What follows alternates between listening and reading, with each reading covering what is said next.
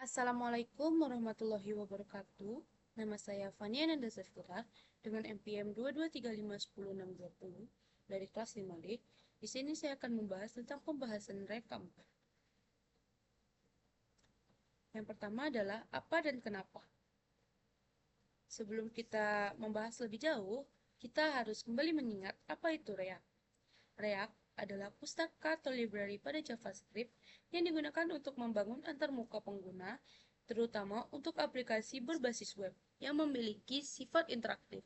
React dikembangkan oleh Meta pada tahun dan pertama kali dirilis pada tahun 2013. React sangat populer karena pendekatannya yang lebih deklaratif dan juga efisien dalam membangun komponen antarmuka.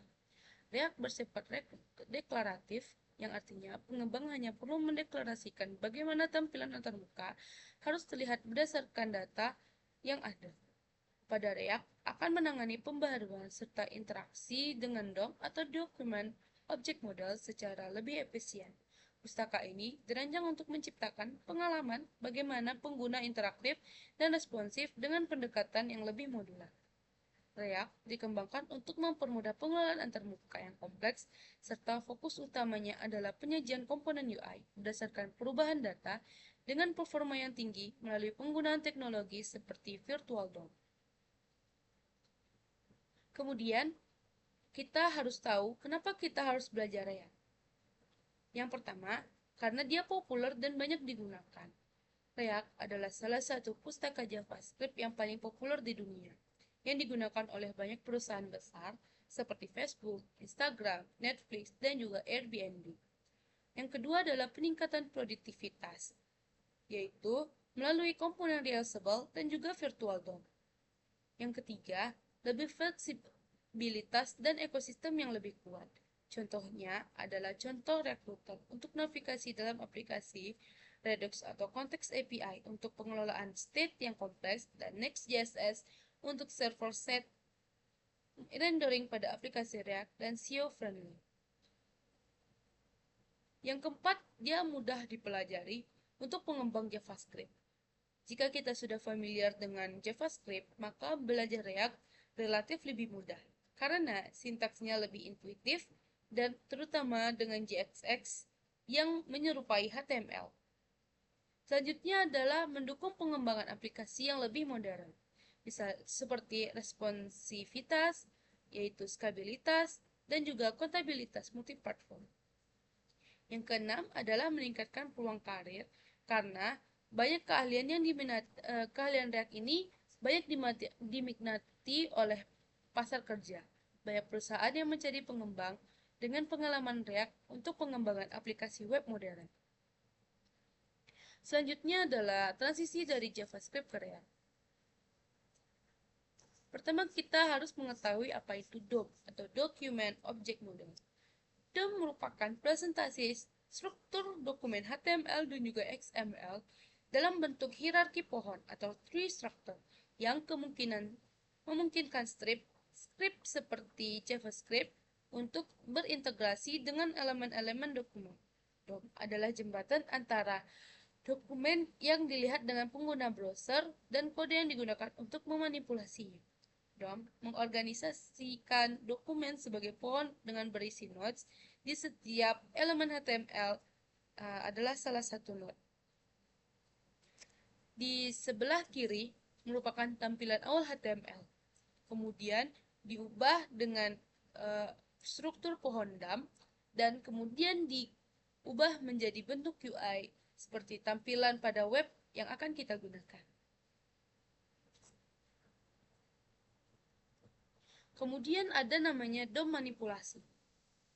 DOM manipulasi adalah proses mengubah struktur isi dan gaya elemen HTML dengan penggunaan dokumen menggunakan JavaScript melalui DOM API atau Application Programming Inference.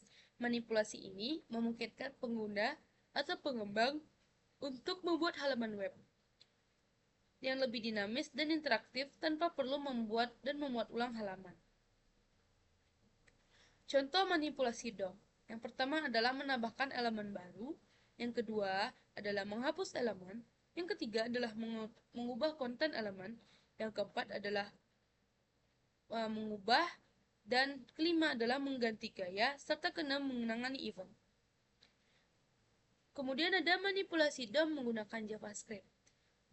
Dengan manipulasi DOM menggunakan JavaScript, mempunyai kelebihan, yaitu yang pertama, interaktivitasnya lebih tinggi.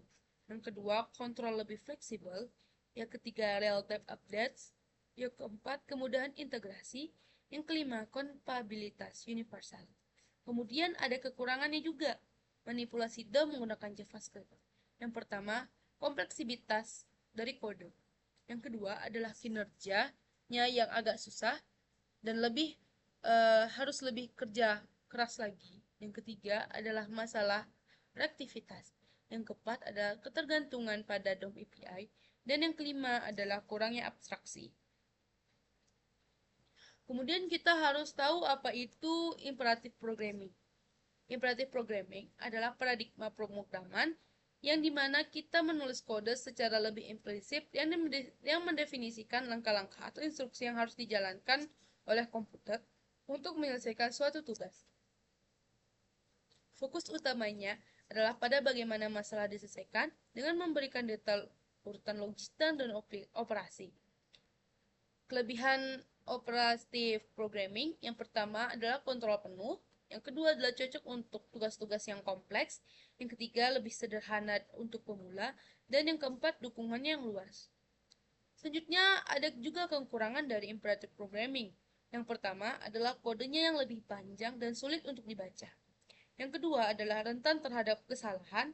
Yang ketiga adalah kurangnya abstraksi. Yang keempat adalah kurang efisien untuk tugas tertentu.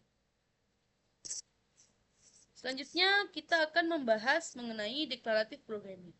Declarative programming adalah paradigma pemrograman yang dimana fokus utamanya adalah pada apa yang ingin dicapai, bukan bagaimana cara mencapainya. Dalam pendekatan ini, programmer mendefinisikan hasil akhir atau tujuan dan biarkan semua sistem mesin mengeksekusi dan menangani proses untuk pencapaiannya. Declarative programming biasanya lebih deskriptif dibandingkan dengan imperatif karena programming tidak perlu menulis logika langkah demi langkah untuk menyelesaikan tugas. Contoh populer dari declarative programming adalah SQL, React, dan juga gaya pemrograman fungsional seperti Haskell. Ada juga kelebihan dari declarative programming. Yang pertama adalah lebih mudah dipahami. Yang kedua adalah kodenya lebih pendek dan bersih. Yang ketiga adalah minim kesalahan. Yang keempat, abstraksinya lebih tinggi.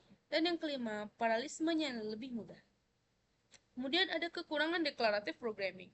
Yang pertama adalah kontrolnya yang kurang. Dan yang kedua, memerlukan pemahaman framework atau library-nya yang lebih dalam. Kemudian kita akan mulai bekerja dengan React. Yang pertama, kita harus mengetahui dasar-dasar JavaScript. Yaitu yang pertama adalah ES6 plus syntax yang terdiri dari const, let, arrow, function, describe routing, split atau rest, dan operation. Yang kedua adalah promises dan async wait untuk pengelolaan data yang asynchron. Dan yang ketiga adalah DOM manipulation. Yang keempat adalah prerequisite, yaitu apa yang harus kita siapkan untuk mulai belajar React. Yang pertama, kita harus menguasai beberapa materi yang sangat harus dikuasai dalam pengembangan React. Yang pertama, yaitu HTML dan juga CSS. Yang kedua adalah JavaScript Fundamentals. Yang ketiga itu DOM. Yang keempat itu Modern JavaScript atau ES6. Yang kelima, Git dan juga CLI atau Command Line Interface. Yang keenam itu Package Manager yang terdiri dari Node.js dan juga npm.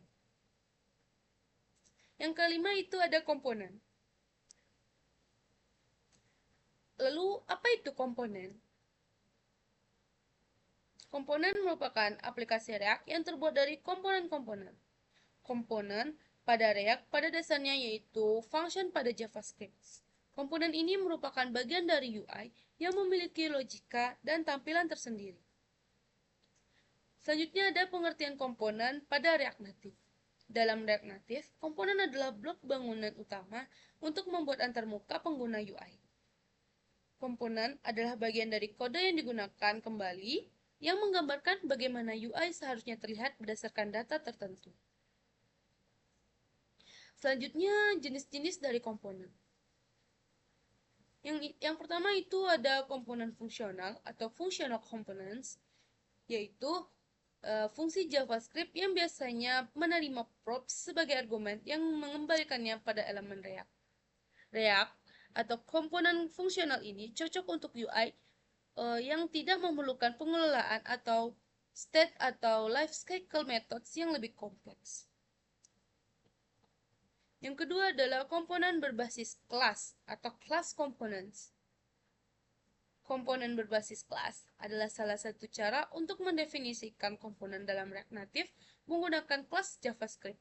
Komponen ini biasanya digunakan ketika kita memerlukan fitur state dan lifecycle methods yang tidak tersedia dalam komponen fungsional sebelum diperkenalkannya hooks. Ciri-ciri komponen berbasis kelas yaitu yang pertama dibuat menggunakan kelas dan harus memiliki render, yang ketiga mendukung state, dan yang keempat mendukung lifecycle methods. Lalu kita harus mengetahui apa saja manfaat dari komponen. Yang pertama itu reusability, yaitu komponennya dapat dengan mudah digunakan kembali di berbagai tempat pada aplikasi kita. Yang kedua adalah modularity, yaitu memecahkan UI menjadi komponen kecil agar mudah untuk dikelola dan juga lebih dipahami. Yang ketiga adalah kode maintainability, yaitu untuk mengubah untuk diubah di kemudian hari. Yang keempat adalah separation of concern, yaitu sebuah komponen dapat fokus pada fungsionalitasnya yang lebih spesifik agar mudah untuk dites atau didebug. Baiklah, sekian penjelasan singkat mengenai React dari saya. Lebih dan kurangnya saya mohon maaf. Wabillahi taufiq wal hidayah. Wassalamualaikum warahmatullahi wabarakatuh.